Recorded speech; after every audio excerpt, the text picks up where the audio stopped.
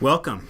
Today I want to talk to you a little bit about the dot product. And so to start out our conversation about what's called the dot product, I just want to take a look at a picture here. So let's say that we have two vectors, and we'll call the first vector here vector u. Here's another vector. We'll call this the vector v. And let's say that I wanted to know what the angle theta between these two vectors is. Okay, so I want to know the angle between two vectors.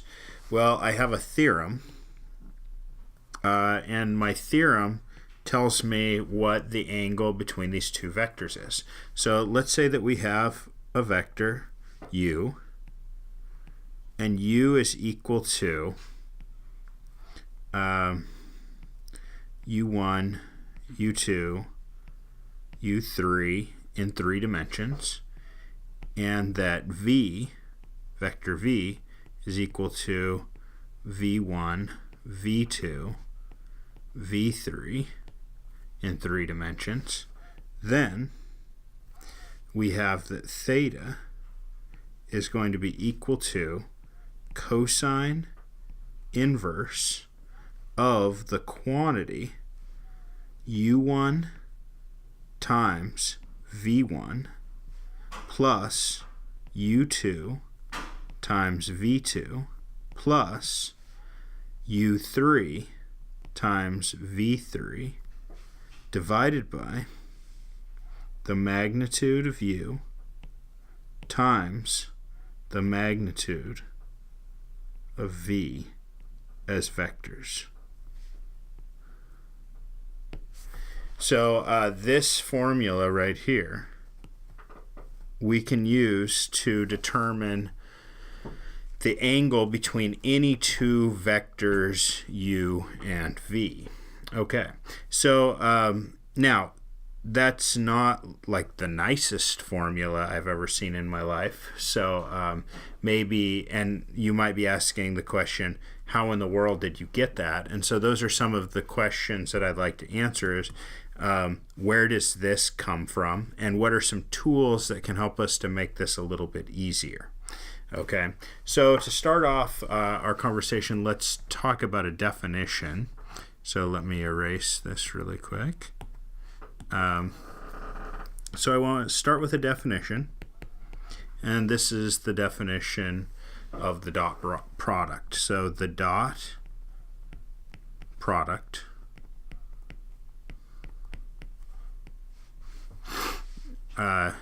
u dot v of vectors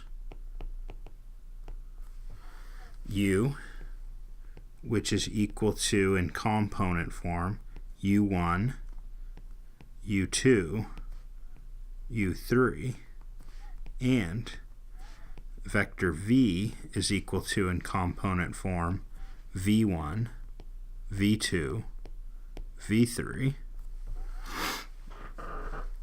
is, we say that u dot v is equal to u1 times v1 plus u2 times v2 plus u3 times v3. All right, so the way that I take the dot product of two vectors is I just multiply each of their components together and then add up the result of each of those multiplications. So we get this formula right here to determine what we call the dot product of two vectors u and v. So let's do a quick example just to see how to dot together two vectors. So let's find the dot product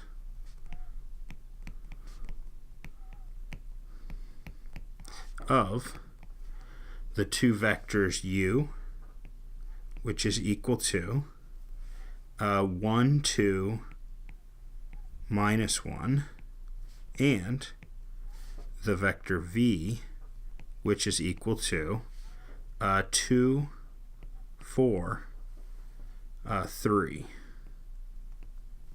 Okay? So if I want to take the dot product of u and v, I want u dot v, and that's going to be equal to, well, I'm just going to multiply together the first component, so I get 1 times 2. Let me move this a little bit. Plus, now I'm going to multiply together the second component, 2 times 4, plus, and then finally, I multiply the last component, I get minus 1 times 3. And so I get 2 plus 8 minus 3, which gives me 10 minus 3, which is just 7. Okay, so dotting two vectors together just gives me the number 7. Now, this is kind of interesting because 7 is not a vector. 7 is a scalar. So when you take the dot product of two vectors, you get a scalar value out. You do not get a vector. Okay, and that's important to remember. Okay, so let me erase this. And I want to show you how do we get theorem 1. So I gave you this formula in the theorem for theta, and I'd like to show you where does that come from. And we have to remember back to a little bit of trigonometry, and that is to what we call the law of cosines. So if I have some vectors, let's say I have a vector u, I have another vector, let's call this one vector v, and then let's say I have a third vector pointing from one to the other, I'll call this vector w, and I have an angle in between u and v of, let's say, theta. Okay, given this setup, we have what we call the law of cosines. So by the law of cosines, we have that the magnitude of w squared is going to be equal to the magnitude of u squared plus the magnitude of v squared minus 2 times the magnitude of u times the magnitude of v times cosine of theta. Okay, we call this the law of cosines. And notice that everything that I've written down here is actually a scalar. There are no vectors in here once I take the magnitude of the vector. So when I say the magnitude of w, I'm talking about the length of the vector w, not the vector w itself. I'm talking about its length. So all of the things that I have written down here in this formula are in fact scalars. Okay, so if I could solve this thing for theta, then I would have some answer for what theta is in terms of u and v and w. Okay, so let me rewrite this just a little bit.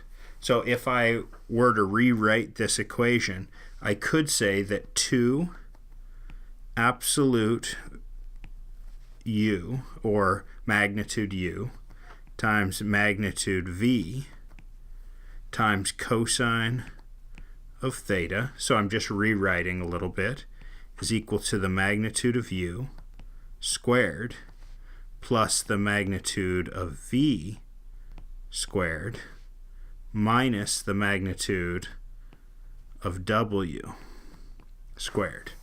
That's just another way of writing what I already have down. Okay, so now let's look at each of these components on the left here, the u, the v, and the w, and break them down individually. Okay, so if I look at the magnitude of u squared just by itself, we know that the magnitude of u could be calculated by the square root of u1 squared plus u2 squared plus u3 squared, where u is written in a component form.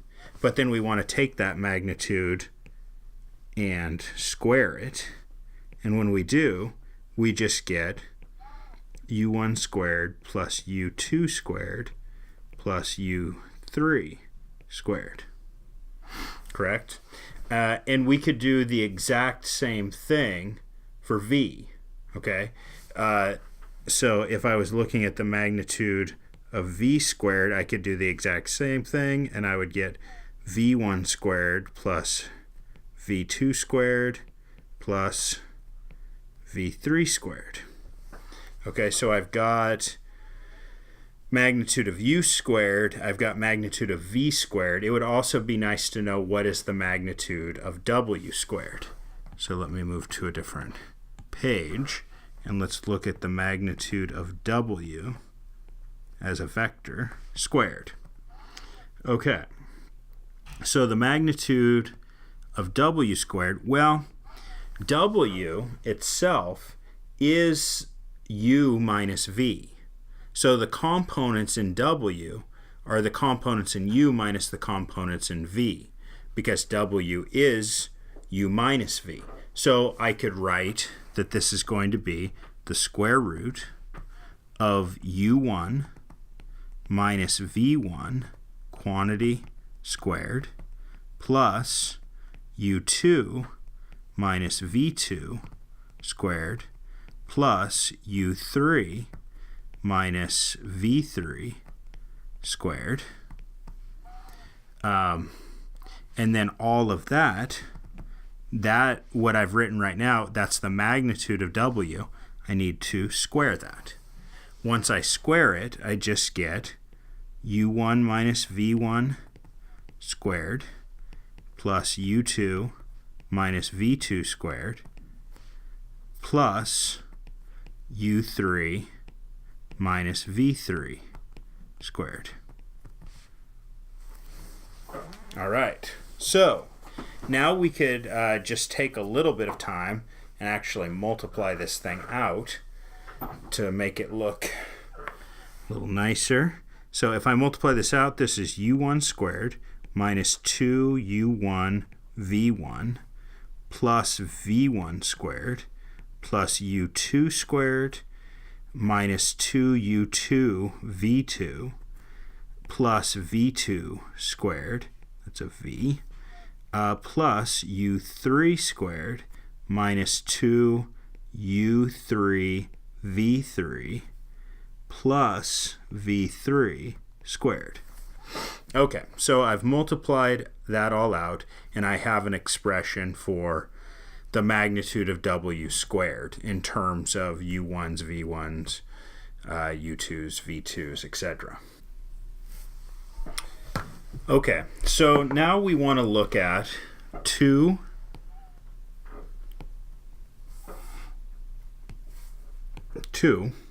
times the magnitude of, the magnitude of u times the magnitude of v times cosine of theta, which we already know is the magnitude of u squared plus the magnitude of v squared minus the magnitude of w squared. Okay, so we already have that knowledge. Now let's just plug in what we know the magnitude of u squared, the magnitude of v squared, and the magnitude of w squared are. Okay, so the magnitude of u squared we already wrote was u1 squared plus u2 squared plus u3 squared. The magnitude of v squared is plus v1 squared plus v2 squared plus v3 squared. And then we're going to subtract the magnitude of w squared, which is everything up here. So I want to plug that in, but I'm subtracting it. So I subtract u1 squared minus 2 u1 v1 plus v1 squared plus u2 squared minus 2 u2 v2 plus v2 squared plus u3 squared minus 2 u3 v3 plus v3 squared. And now we want to combine all that together. Notice I have a u1 squared right here. I also have a negative u1 squared right here after distribution. Those are going to cancel. I have a u2 squared, and I have a negative u2 squared after distribution. They will cancel. The u3 squareds will cancel. The v1 squareds will cancel. The v2 squareds will cancel. And the v3 squareds will cancel. And now we just have to see what is left. After distributing the negative, don't forget to distribute the negative, I have negative 2 u1 v1, which is 2 u1 v1. And then I have this guy, which times the negative is plus 2 u2 v2. And then I have this guy, which after distribution is plus 2 u3 v3, which could be written as 2 times u dot product with v. And so I get that 2 times magnitude u magnitude v cosine theta is 2 times the dot product of u and v. All right. So now that I have that, let's solve that for cosine of theta. So I'm going to rewrite, and I get that cosine of theta then, if I solve that equation for cosine of theta, I would get that it is the dot product of u and v divided by the magnitude of u times the magnitude of v. Notice that there was a 2 on top and a 2 on bottom, and the 2's would cancel.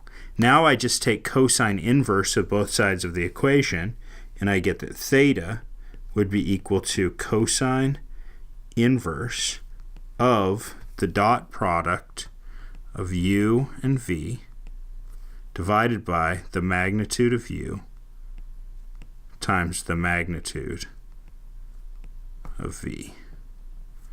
And this is the equation that I got for theta. So it all just comes out of the law of cosines, basically. So I just proved our little theorem that this, in fact, will give me the theta between two angles. Okay, so that's very good. Let's try an example here. Let me erase real quick, and we'll do an example. So a quick example. Let's find the angle.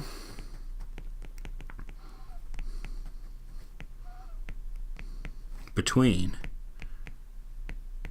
the vectors u, which is equal to, in component form, 1, 2, 1, and v, which is equal to, in component form, 2, 0, negative 1. Okay, so now that we know what we're doing, we know that to do this we need a dot product. So let's go ahead and find that first. Let's find what's the dot product of u and v. And the dot product of u and v is just going to be 1 times 2 plus 2 times 0 plus 1 times negative 1. So I get 2 plus 0 minus 1, which is just 1. Okay, so the dot product of u and v is 1. I need to know what's the magnitude of vector u, which is just going to be the square root of the first component squared, or 1 squared, plus the second component squared, which is 2 squared, plus the third component squared, which is 1 squared. In other words, this is 1 plus 4 plus 1 is square root of 6. I need to know what's the magnitude of v, which is the square root of 2 squared plus 0 squared plus negative 1 squared, which is equal to the square root of 4 plus 0 plus 1, or the square root of 5. Okay, so now we can just put it all together, and we know that theta is going to be cosine inverse of the dot product u dot v divided by the magnitude of u times the magnitude of v. But I already know this is cosine inverse. The dot product I already said is 1, and the magnitude of u is square root 6. The magnitude of v is square root 5, so those two multiplied together would give me the square root of 30. So I just have the cosine inverse of 1 over root 30, which if you were to plug that into your calculator gives you something like 1.387 and so on. Okay, so we get our theta. By the way, this is sort of important. What are the units on my theta in this case?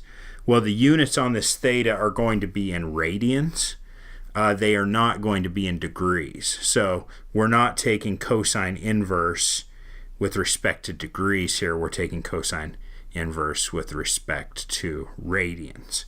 So this 1.3 is going to be in radians, not degrees. And you can always do a conversion if you want to have it in degrees instead. Okay, so now we need a definition. So definition, two vectors are what we call orthogonal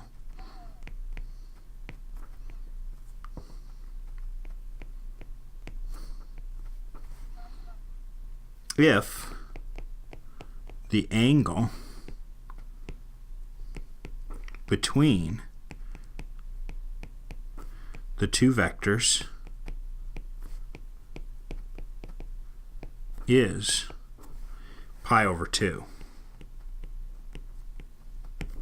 And remember, in degrees, pi over 2 radians is 90 degrees. In other words, what does it mean for two vectors to be orthogonal? It means that the angle between those two vectors is 90. In other words, we could have a vector u and a vector v, and if the angle between them is a right angle, then we say that those two vectors are orthogonal. Now, that's true in 2 dimensions. That's also true in 3 dimensions, and even in higher dimensions, is if the angle between the two vectors is a right angle, then we call those two vectors orthogonal to each other. And it just so happens that now we know how to calculate the angle between two vectors. Now, remember that using our formula that we had before, the way that we compute an angle theta between two vectors is we take cosine inverse of the dot product divided by the product of the magnitudes of the vectors. But the only way that cosine inverse of something could be pi over 2 is if what you're taking cosine inverse of is 0. And that means that the numerator must be 0. So if you have theta is equal to cosine inverse of u dot v divided by magnitude u times magnitude v, and you know that this is equal to pi over 2, well, that means that what's inside the parentheses must be 0. But if a fraction is 0, then the top of the fraction is 0.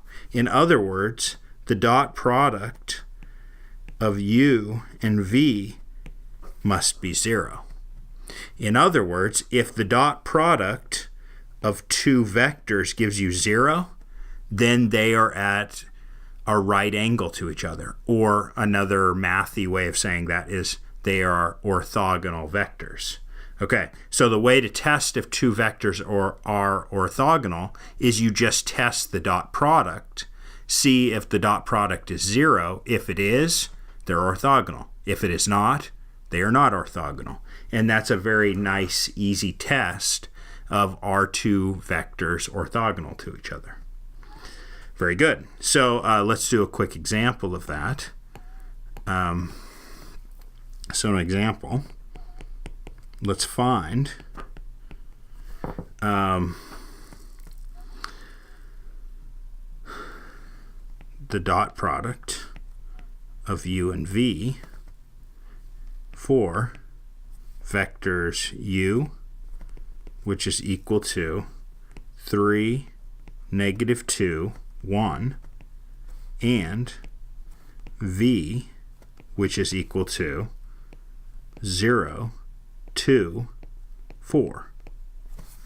Okay, so if we find the dot product of those two, then u dot v is going to be equal to 3 times 0 plus -2 times 2 plus 1 times 4.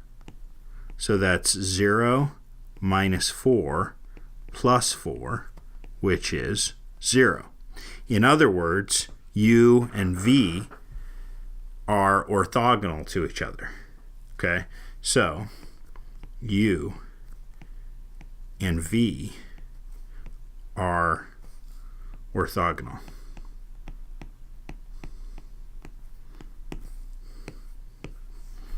Okay, so it's that easy to test that two vectors are orthogonal to each other. You just have to take the dot product, see if it's 0. If it is, then they are orthogonal to each other.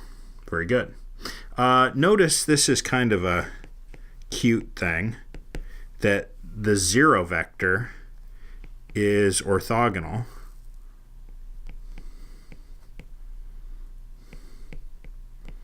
to any vector, right? Because if you have any vector u, which is u1, u2, u3, and you want to dot that with the 0 vector, then u dot the 0 vector is u1 times 0 plus u2 times 0 plus u3 times 0, which of course is 0.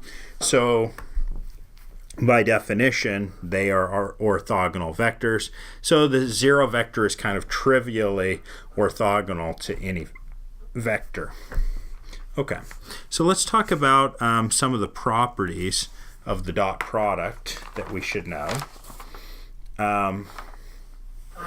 So some properties of the dot product.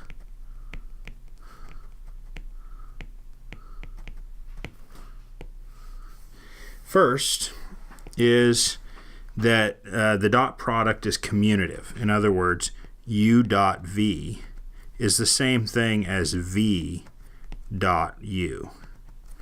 By the way, as you're writing these things, make sure that your u's actually have a tail.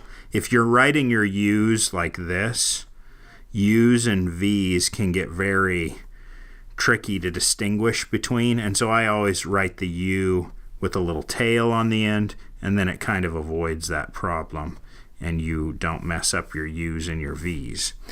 Second, we have that if you have some scalar some scalar c times a vector u, and then you dot that with a vector v, then that's the same thing as u dotted with c times v. In other words, you can kind of move the c around.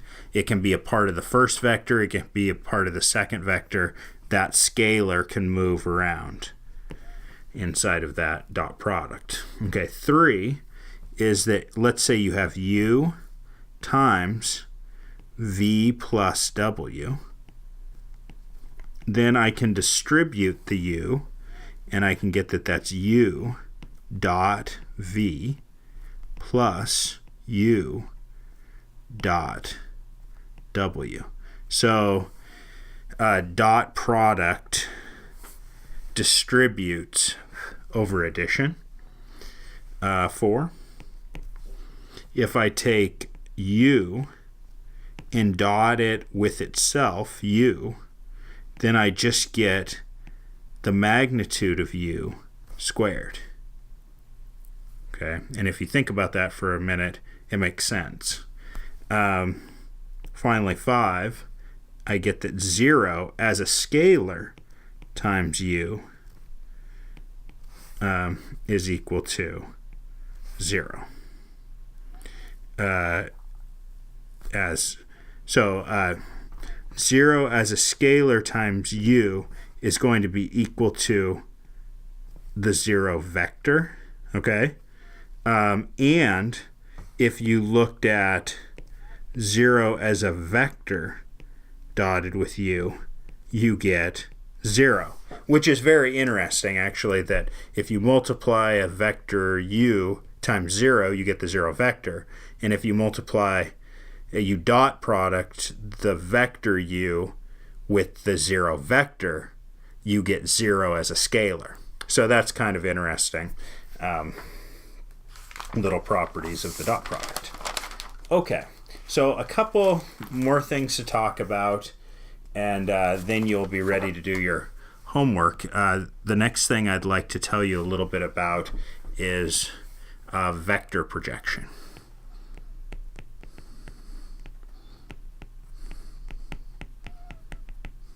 Okay, so what I mean by a vector projection is, let's say that I have a vector, and I'll call that vector u. Okay, and let's say that I have another vector. I'll call this vector v. And let's say that there were a light shining from above. So the light source is up here somewhere, and there's light shining down. Okay, so if the light is shining down, then what's going to happen is it will the vector u is going to create a shadow onto vector v. And that shadow vector, which I'll draw right here, so it will cast a shadow down onto this other smaller vector. The smaller vector I'm going to call the projection of u onto the vector v. So this vector right here is what we call the projection of u onto v. Okay, so the first question is, if this right here is an angle theta, then how long is that projection vector? And this is something that we should be fairly familiar with from just trigonometry, or maybe you've taken a class in physics, and we want to know how long we have this nice right angle right here, and how long is that vector? Well, the projection of u onto v has magnitude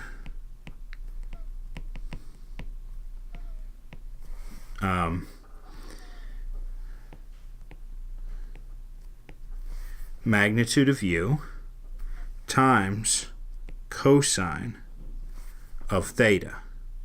Okay, so it's the length of the vector u up here times cosine of theta gives you the length of the adjacent side of a right triangle. Okay, so this isn't super surprising. And has direction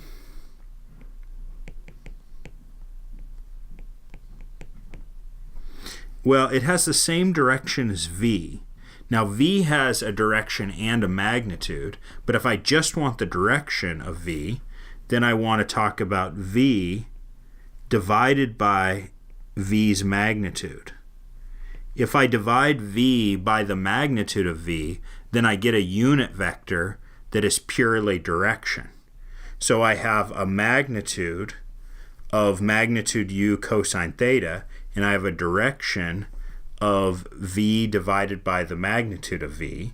So if I multiply my magnitude in a direction, then I get a vector. So the projection of u onto v is equal to a magnitude, which is magnitude of u cosine theta, times a direction, which is v over magnitude of v. And this is how we calculate a projection vector.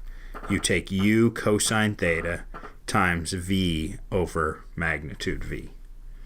Okay, so that will get us a projection vector. Let's look at this in another way.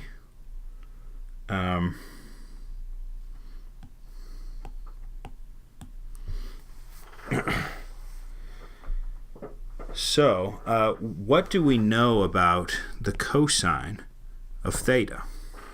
Well, we already did a little work on solving for theta here, and we figured out that the cosine of theta is u dot v divided by magnitude u times the magnitude of v. Right? That's what we got from our first theorem that we wrote down, except that we took cosine inverse of both sides to solve for theta. So what if we plug that in for the cosine of theta that we got out of the last formula? So we get that the projection of u onto v is going to be equal to,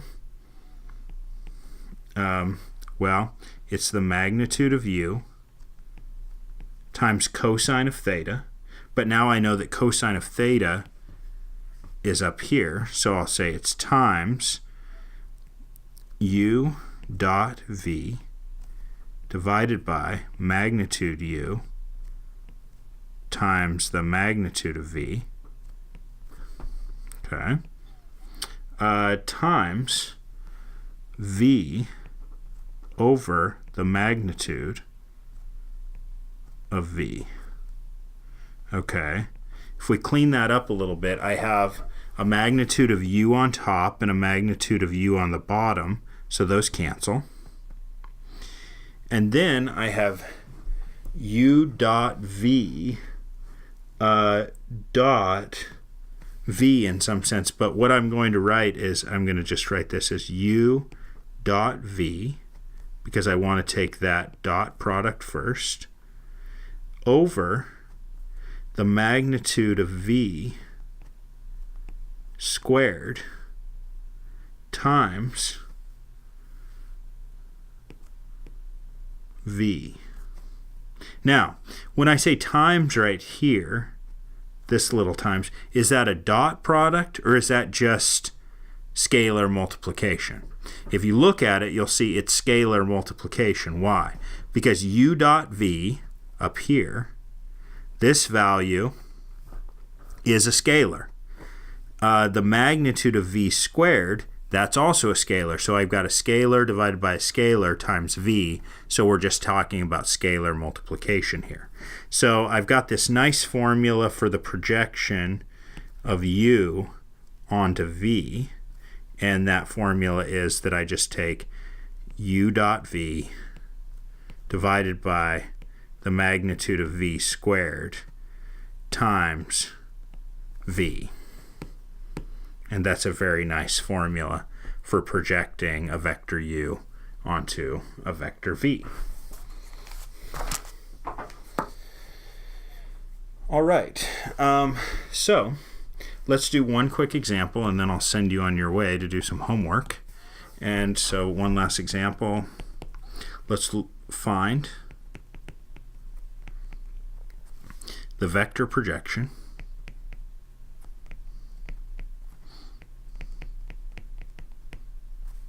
of the vector u, which is equal to 6, 3, 2 onto the vector v, which is equal to 1, -2, -2. All right, so based on what we've already said, the projection of u onto v is equal to, well, it's u dot v divided by the magnitude of v squared times v. So first of all, let's compute u dot v.